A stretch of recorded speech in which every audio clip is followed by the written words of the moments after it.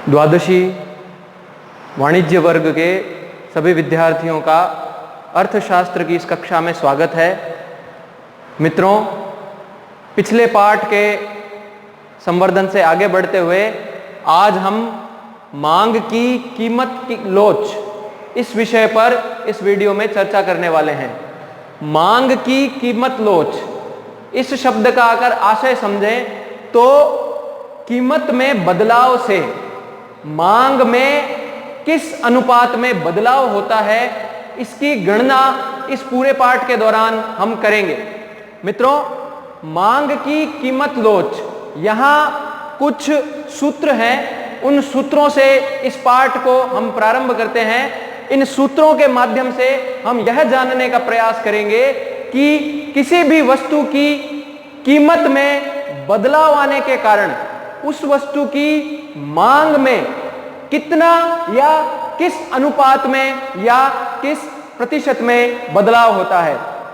विद्यार्थी मित्रों, यहां हम देख पा रहे हैं कि मांग की कीमत लोच, और इसको जानने का जो सूत्र है वो है मांग की मात्रा में अनुपातिक परिवर्तन। यानी मांग के दो स्तरों के बीच का जो परिवर्तन है, उसका जो अंतर है वो है मांग की मात्रा में अनुपातिक परिवर्तन। आगे हम इसे उदाहरण के माध्यम से समझेंगे। मांग की मात्रा में अनुपातिक परिवर्तन का भाग लगेगा वस्तु की कीमत में अनुपातिक परिवर्तन से। मान लीजिए अनार की कीमत बाजार में 100 रुपए होने पर उसकी मांग 250 ग्राम है, और अगर वह कीमत 100 रुपए से 50 रुपए होती है तो मांग में परिवर्तन आता है 250 ग्राम से 750 ग्राम। तो मात्रा का परिवर्तन हो गया 500 ग्राम और उसकी कीमत का परिवर्तन हो गया 50 रुपए। तो इस तरह मांग के और कीमत के दो विभिन्न स्तरों के बीच का जो अंतर है वो हमें यहां पे इनपुट करते हुए उस मांग की कीमत लोच को जानना है। इस गुणन सूत्र को आगे और देखते हुए हम इसको इस प्रकार भी लिख सकते हैं कि मांग की मात्रा में परिवर्तन, मांग की प्रारंभिक मात्रा, यानी इसका और आगे का जो खंड है उसमें मांग की मात्रा में परिवर्तन, वह जो प्रारंभिक मात्रा है, यानी जो परिवर्तन हुआ वो हुआ 500 ग्राम का, और जो प्रारंभिक मात्रा थी वो थी 250 ग्राम, यानी 500 बटा 250 ग्राम। इसमें भाग लगेगा कीमत में परिवर्तन, वह प्रारंभिक कीमत। तो कीमत में परिवर्तन हुआ है 50 रुपए का और प्रारंभिक कीमत थी 100 रुपए। इस तरह इन दो गुण सूत्रों का प्रयोग करते हुए हम जानेंगे मांग की कीमत लोच। मैं एक बार पुनः आपको अवगत कराऊं कि मांग की कीमत लोच, मांग की कीमत लोच उस परिवर्तन या उस अनुपातिक परिवर्तन या उस प्रतिशत परिवर्तन को कहा जाता है जो कि किसी वस्तु के मूल्य में बदलाव के कारण मांग में आया परिवर्तन देखा जाता है। की कीमत लोच में विभिन्न श्रेणियों को जानने के बाद अब है इस लोच प्रतिशत को मापने की विधि। पाठ के प्रारंभ में जैसा आपको बताया गया था कि मांग की किसी भी वस्तु के मूल्य में परिवर्तन आने से उस वस्तु की मांग में कुछ प्रतिशत तक परिवर्तन आता है। उस प्रतिशत को नापने की जो विधियां हैं उनमें से पहली विधि है अनुपातिक या प्रतिशत विधि।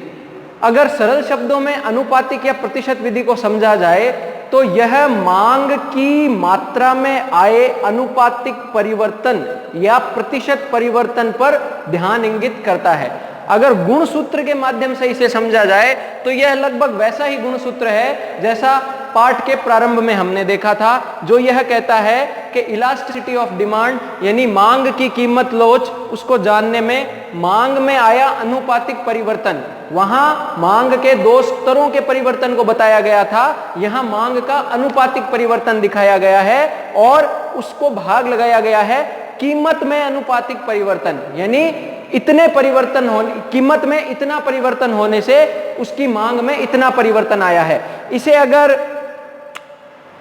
निशानों के या चिन्हों के माध्यम से समझा जाए तो Q1 माइनस Q बटा Q, यानी Q1 जो है वो है मांग की मात्रा में आया परिवर्तन बटा मांग जो शुरुआती मांग है वो स्तर, उसको घटाने के बाद उसको भाग लगाना है शुरुआती मांग से, और इसी तरह P1 जो है वो है परिवर्तित मूल्य, P है प्रारंभिक मूल्य, उसको भाग लगाया जाएगा प्रारंभिक मूल्य से, और इसको सरल करने पर डेल्टा Q बटा डेल्टा Q यानी मांग में आया परिवर्तन बटा Q यानी प्रारंभिक मांग, डेल्टा P यानी मूल्य में आया परिवर्तन, और P यानी प्रारंभिक मूल्य। इसे और सरल किया जा सकता है डेल्टा Q बटा डेल्टा P इंटू किया जाएगा, उसका गुणा किया जाएगा P बटा Q से। अगर इस फॉर्मूले को, इस गुण सूत्र को एक उदाहरण के माध्यम से समझा जाए तो हम इस तरह देख सकते हैं कि मान लीजिए विभिन्न स्तरों पर अनार की मात्रा व अनार का मूल्य, अगर अनार का मूल्य 100 रुपए प्रति किलो है तो उसकी जो मात्रा है वह 250 ग्राम मात्रा मांगी जाती है। वहीं अगर यह मूल्य जो है 100 से घटकर 50 रुपए प्रति किलो हो जाता है तो यहां मात्रा में परिवर्तन आएगा 750 ग्राम का। यानी जब अनार का मूल्य 100 रुपए प्रति किलो होता है तो 250 ग्राम मात्रा की मांग रहती है, और यह मूल्य जब 50 रुपए प्रति किलो हो जाता है तो मांगी गई मात्रा जो है 250 ग्राम से 750 ग्राम यानी बढ़ जाती है। अगर यहां पे मांग की लोच को इस फॉर्मूले के माध्यम से समझा जाए तो हमें प्राप्त होगा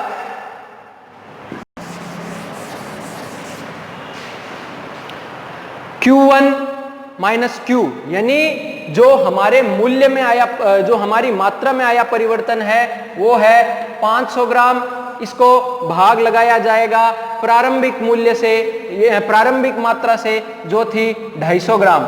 यहां मात्रा और मूल्य में जो परिवर्तन आया है वो है 50 रुपए का, और जो प्रारंभिक मूल्य था वो है 100 रुपए। इसको हल करने पर जो विद्यार्थी मित्रों, इस माध्यम से हम देख सकते हैं कि मांग की लोच को मापने की जो पहली अनुपातिक या प्रतिशत विधि है उसमें दोनों किसी भी मद के मांग व मूल्य के दोनों स्तरों को जब इस गुण सूत्र के माध्यम से हल किया जाता है तो जो मांग में और मूल्य में अनुपातिक परिवर्तन या उसकी जो संवेदनशीलता का जो स्तर है उसका हमें जो हल प्राप्त होता है वो है 4 अंक के बराबर। तो इस प्रकार पहली विधि यानी अनुपातिक व प्रतिशत विधि के आधार पर हम मांग में आया परिवर्तन या मांग की संवेदनशीलता को जान सकते हैं। मांग की कीमत लोच को मापने की दूसरी विधि है वह है ज्यामिति या बिंदु विधि। इसमें गणित की ज्यामिति के सूत्रों के आधार पर मांग की कीमत लोच के विभिन्न स्तरों को मापा गया है। इस दिए हुए रेखा चित्र में हम मांग के विभिन्न स्तरों को देख सकते हैं, जहां मांग इन्फिनिटिव यानी अनगिनत है, मांग 1 से ज्यादा है, मांग 1 के बराबर है, मांग 1 से कम है, और सबसे अंत में जहां मांग की इलास्टिसिटी यानी जो लोच है वो 0 के बराबर है। तो यहां हम देख सकते हैं कि मांग के विभिन्न स्तरों पर कुछ बिंदु बनाए गए हैं, जहां जो मध्य बिंदु है उसे P बिंदु के माध्यम से बताया गया है। इस P बिंदु इस मांग वक्र को 2 हिस्सों में बांट रहा है, यानी यह वह बिंदु है जहां मांग का स्तर यानी मांग की लोच का स्तर 1 के बराबर है। इस पाठ के प्रारंभ में मैंने आपको बताया था कि जब मांग के मूल्य में परिवर्तन और मांग की मात्रा में परिवर्तन का जो आकार वह 1 बराबर होता है तो वह उस स्थान को या उस बिंदु को E=1 के माध्यम से दर्शाया जाता है, जिसका अर्थ यह है कि अगर कोई वस्तु 100 रुपए की है तो उसकी मांग 10 यूनिट होती है, लेकिन वह वस्तु जब 200 रुपए की हो जाती है तो उसकी मांग बिल्कुल 10 के आधी यानी 5 हो जाती है। यानी जब मूल्य 100 से 200 होता है तो मांग 10 से 5 हो जाती है। यहां अनुपात में देखने वाला तथ्य यह है कि जितनी प्रतिशत परिवर्तन मांग में आया है उतना ही प्रतिशत परिवर्तन उस वस्तु के मूल्य में भी होगा। तो उस स्तर को P के माध्यम से दर्शाया गया है, जहां वस्तु की मांग का परिवर्तन उसके मूल्य के परिवर्तन के समानुपात में होता है या उसी प्रतिशत में परिवर्तन होता है जिस प्रतिशत में उसकी मूल्य में परिवर्तन आया है। तो इस प्रारंभ ये जो मध्य बिंदु P है, यह इस वक्र को दो हिस्सों में बांट रहा है। वह है पहला बिंदु AP और दूसरा बिंदु है PB, यानी PB और PA इस प्रारंभ मध्य बिंदु के दो अंश हैं। यानी इस बिंदु पर लोच का मांग वक्र के ऊपरी अनुपात में होता है, यानी यहां P से A की दूरी भी उतनी है जहां P से B की दूरी भी उतनी है, यानी यह मध्य बिंदु है। अतः इस रेखा चित्र के माध्यम से हम यह स्पष्ट रूप से देख सकते हैं कि इस मध्य बिंदु पर मांग की लोच का जो प्रभाव है वह 1 के बराबर है, यानी जितना परिवर्तन वस्तु के मूल्य में होता है उतना ही प्रतिशत परिवर्तन उस वस्तु की मांग में होगा। यहां इस P के अलावा आप इसके नीचे एक M बिंदु और देख पा रहे हैं जहां मांग का परिवर्तन 1 से कम हो जाता है। मैंने आपको बताया था कि अगर पेट्रोल की कीमत 80 रुपए से 90 रुपए भी हो जाती है तो उसकी मांग में ज्यादा परिवर्तन नहीं आएगा, यानी अगर पेट्रोल का मूल्य बढ़ रहा है तो जितना मूल्य बढ़ा है उस अनुपात में वह मांग नहीं घटेगी। तो यह इस स्थिति को दर्शाता है कि जो M बिंदु है वह उस स्तर पर बना हुआ है जहां वस्तु की मांग का जो परिवर्तन है वह 1 से कम हो जाता है। तो यहां हम देखते हैं कि इसके निचले स्तर पर जो बिंदु बनता है वह है M और B, यानी इसके नीचे जो मांग का परिवर्तन होगा वह बहुत कम अनुपात में होगा, लेकिन इसके विपरीत इसके ऊपर जो मांग का परिवर्तन होगा, यानी जो A और M के बीच का जो अंतर है वह बहुत ज्यादा है। यानी M जिस बिंदु पर बना हुआ है वहां मांग का परिवर्तन 1 से कम होता है, यानी M के ऊपर मांग बहुत ज्यादा लोचदार है या बहुत ज्यादा संवेदनशील है, और M बिंदु के नीचे मांग जो है वो कम लोचदार है या कम संवेदनशील है। मित्रों, इसी तरह P के ऊपर का जो बिंदु है वह है N, और N का A से संबंध अगर देखा जाए तो N उस स्तर पर बना हुआ है जहां मांग बहुत ज्यादा संवेदनशील है। हम यह देखते हैं कि जो महंगी वस्तुएं होती है, दिवाली के समय जो 4 पहिए की गाड़ियां होती है उनका मूल्य कंपनियां के द्वारा घटा दिया जाता है, जिस वजह से दिवाली के आसपास गाड़ियों की, यानी 4 पहियों की जो गाड़ियां होती है, जो कार होती है, उनकी जो मांग है वो काफी बढ़ जाती है। आप मान लीजिए किसी कार का मूल्य अगर 3,75,000 है और वह मूल्य 3,75,000 से 3,50,000 हो जाता है, तो उस अवसर विशेष पर, बाजार के उस अवसर विशेष पर गाड़ी की जो मांग है उसमें बहुत ज्यादा बढ़ोतरी हो जाती है, अर्थात गाड़ी की जो मांग है वह 1 से ज्यादा हो जाती है। तो हम यहां निष्कर्ष के रूप में यह कह सकते हैं कि जो N बिंदु है वह मांग की बहुत ऊंची संवेदनशीलता को दिखाता है, जहां मांग जो है 1 से ज्यादा अंक में परिवर्तित होती है, या मांग बहुत ज्यादा हाईली इलास्टिक होती है या संवेदनशील होती है। यहां हम देखेंगे कि N के ऊपर का जो बिंदु है वो इन्फिनिटिव है, यानी N और A के बीच का जो संबंध है वह बढ़ती हुई संवेदनशीलता को दिखाता है, और इसके विपरीत N और B का जो संबंध है वह घटती हुई संवेदनशीलता को दिखाता है। इस रेखा चित्र पर मांग की लोच के 3 आयाम दिखाए गए हैं, जहां P जो है वो मध्य बिंदु है, N जो है वो ऊपरी बिंदु है, M जो है वो सबसे नीचे वाला बिंदु है, और उसी प्रकार P मांग की मध्य संवेदनशीलता को दिखाता है, N जो है मांग की उच्च संवेदनशीलता को दिखाता है, और M जो है वह मांग की नीचे की या घटी हुई संवेदनशीलता को दिखाता है। अगर दोनों बिंदुओं के बीच में संबंध देखा जाए तो AB और PB का संबंध मांग की मध्य संवेदनशीलता, AN और BN मांग की उच्च संवेदनशीलता, और AM और BM मांग की निम्न संवेदनशीलता को दिखाता है। मैं अगर इसको और लघु रूप में समझाऊं तो यहां मांग इन्फिनिटिव है, यहां मांग बहुत ज्यादा लोचदार है, यहां मांग मध्यम बिंदु पर है, यहां मांग 1 से कम यानी कम लोचदार मांग है, और यहां मांग की लोच 0 के बराबर है, अर्थात N, P और M यह तीनों अलग अलग बिंदु है जो मांग के अलग अलग लोच स्तरों को दर्शाते हैं। मित्रों, इस तरह ज्यामिति या बिंदु विधि से हम मांग के अलग अलग स्तरों पर मांग की अलग अलग संवेदनशीलता को समझ सकते हैं, देख सकते हैं। द्वादशी अर्थशास्त्र के विद्यार्थी मित्रों, मांग की लोच को मापने की अंतिम विधि है वह है लागत विधि। यानी इस विधि में जो अर्थशास्त्र के पिताजी ने कहा जाता है, प्रोफेसर अल्फ्रेड मार्शल, इन्होंने खर्च के 3 स्तरों के हिसाब से मांग की लोच को मापने का मापदंड बनाया है। पहला स्तर वह है जहां मांग की लोच इकाई से ज्यादा हो, दूसरा स्तर वह है जहां मांग की लोच इकाई के स्तर के बराबर हो, तीसरा स्तर वह है जहां मांग की लोच इकाई से कम हो या बेलोचदार मांग हो। इसे लोचदार मांग, ऐकिक मांग और बेलोचदार मांग के माध्यम से बताया गया है। पहले उदाहरण में लोचदार मांग किसे कहते हैं, इसकी गणना लागत या खर्च के हिसाब से बताई गई है कि मान लीजिए बीकानेरी भुजिया का जो मूल्य है, अगर वह मूल्य 90 रुपए प्रति किलो होता है तो भुजिया की मांगी गई मात्रा 400 ग्राम।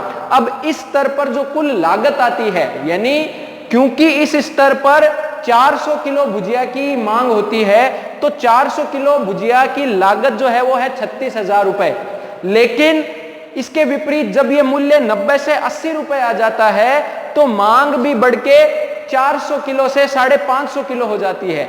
दिखने को तो ये मांग बढ़ रही है, लेकिन हम ये देखते हैं कि इसकी लागत भी है वह बढ़ती है। यानी मूल्य घटा है लेकिन मांग बढ़ने के कारण लागत बढ़ी है। तो यह भुजिया की लागत बढ़ने के कारण यहां यह निष्कर्ष निकलता है कि बीकानेरी भुजिया की जो मांग है वो बहुत ही लोचदार मांग है। क्यों कि लागत विधि के अनुसार इसका मूल्य घटने पर इसकी मांग बढ़ती है और मांग बढ़ने पर इसकी लागत भी बढ़ती है। जो लागत पहले 36,000 थी, मांग बढ़ने पर वह लागत 44,000 हो गई। अतः यहां बीकानेरी भुजिया की जो मांग की लोच है वह इकाई से अधिक है, या यह बीकानेरी भुजिया की जो मांग है वह लोचदार मांग की श्रेणी में आती है। मित्रों, दूसरा स्तर जो है वह है ऐकिक मांग का। मान लीजिए किसी पानी के बोतल की जो प्रारंभिक कीमत है वह 10 रुपए होने पर 400 बोतलों की मांग होती है। तो इस स्तर पर जो 400 बोतलों की जो लागत आती है वो आती है 4,000 रुपए। और बिल्कुल पहले के उदाहरण की तरह जब यह मूल्य 10 रुपए से 8 रुपए हो जाता है तो मांग भी क्योंकि बढ़ती है 400 बोतल से 500 बोतल हो जाती है। अब दूसरे स्तर पर जो बोतलों की जो लागत है वह 4,000 आती है। यानी जब मूल्य 10 रुपए है तब भी लागत 4,000 है, और मूल्य जब 8 है तब भी लागत 4,000 है। यहां हम देखते हैं कि मांग बढ़ी है लेकिन लागत नहीं बढ़ी है। जब मूल्य 10 रुपए है तो मांग 400 रुपए है, लागत 4,000। जब मूल्य 10 से घटकर 8 हो जाता है तो मांग बढ़ती है, लेकिन क्या लागत बढ़ी है? नहीं, लागत नहीं बढ़ी है। तो यहां हम देखते हैं कि ऐकिक मांग जो है उससे खर्च में परिवर्तन या कुल लागत में परिवर्तन नहीं होता है। अतः यहां पानी के बोतल की जो मांग की लोच है वह इकाई के बराबर है, अर्थात उसके लागत के मूल्य के बढ़ने या घटने से उसकी लागत या उसकी मांग पर कोई विशेष प्रभाव नहीं पड़ता है। लोग उस बोतल को उसी मात्रा में खरीदेंगे जिस मात्रा में पहले खरीद रहे थे। अतः यहां पानी के बोतल की जो मांग की लोच है वह इकाई के बराबर ही रहेगी। सबसे अंतिम उदाहरण जो है वह है बेलोचदार मांग का। इसमें हम यह देखते हैं कि नमक का प्रारंभिक मूल्य 10 रुपए होने पर उसकी जो मांग है वह 100 किलो है और लागत जो है वह 1,000 रुपए है। लेकिन अगर नमक की कीमत 10 से 8 हो जाती है तो उसकी मांग निश्चित रूप से बढ़ती है और 100 से 110 किलो हो जाती है। इस स्तर पर जो कुल लागत 110 किलो नमक की जो आएगी वह है 880 रुपए आएगी। मित्रों, हम यहां देख सकते हैं कि प्रारंभिक लागत और द्वितीयगत लागत में कुछ अंतर है। अतः यह नमक की जो मांग है वह बेलोचदार मांग की श्रेणी में आएगी। इसका निष्कर्ष यह है कि नमक जैसी वस्तु की लागत अगर बढ़े या घटे उसकी मांग में ज्यादा परिवर्तन नहीं आता है और उसकी मांग जो है वह इकाई से कम ही रहती है। प्रोफेसर अल्फ्रेड मार्शल ने मांग की लोच को मापने की यह लागत या कुल खर्च विधि के माध्यम से मांग को 3 आयामों के माध्यम से दिखाया है, जहां पहले आयाम में मांग इकाई से ज्यादा रहती है यानी लोचदार मांग, दूसरे आयाम में यह इकाई के बराबर रहती है यानी यह एक ऐकिक मांग है, यानी मांग में ज्यादा परिवर्तन, मांग की लोच में ज्यादा संवेदनशीलता नहीं है, और तीसरे में यह मांग बेलोचदार हो जाती है यानी चाहे इसका मूल्य बढ़े या घटे इसके खर्च में ज्यादा परिवर्तन नहीं होगा और वैसा ही असर इसकी मांग पर पड़ेगा। इसके अनुसार यह मांग इकाई से कम की रहेगी। मित्रों, इस तरह इस पूरे पाठ में हमने मांग की लोच को नापने की विभिन्न विधियों व मांग की लोच के विभिन्न स्तरों को देखा, जहां मांग की लोच इन्फिनिटिव यानी अनगिनत रहती है, जहां मांग की लोच 1 से अधिक यानी वह लोचदार मांग रहती है, जहां मांग की लोच 1 के बराबर यानी वह मध्यम लोचदार रहती है। इसके विपरीत कई स्थितियों में हमने देखा कि मांग की लोच जो है वह 1 से कम हो जाती है, वह बेलोचदार हो जाती है, वह मांग की लोच 0 के बराबर हो जाती है यानी उसमें बिल्कुल भी लोच की मात्रा नहीं रहती है। इन सभी उदाहरणों में मांग की लोच जो है वह मांग के मूल्य में आए परिवर्तन से मांग की मात्रा या मांगी गई मात्रा में आए परिवर्तन के मापदंडों के हिसाब से देखा गया है। आशा है इस पाठ के माध्यम से आपको मांग की लोच के विभिन्न स्तरों का अच्छा ज्ञान प्राप्त हुआ होगा। अगर आपको कोई भी प्रश्न है तो आप अपने WhatsApp के माध्यम से उस प्रश्न को हल कर सकते हैं। आज इस कक्षा में इस मांग की विधि को समापन करते हुए यह पाठ मैं पूरा करता हूं। आशा है यह वीडियो आपको पसंद आया होगा, इससे आपका अर्थशास्त्रीय ज्ञान बढ़ा होगा। मैं आपसे विदा लेना चाहूंगा। धन्यवाद।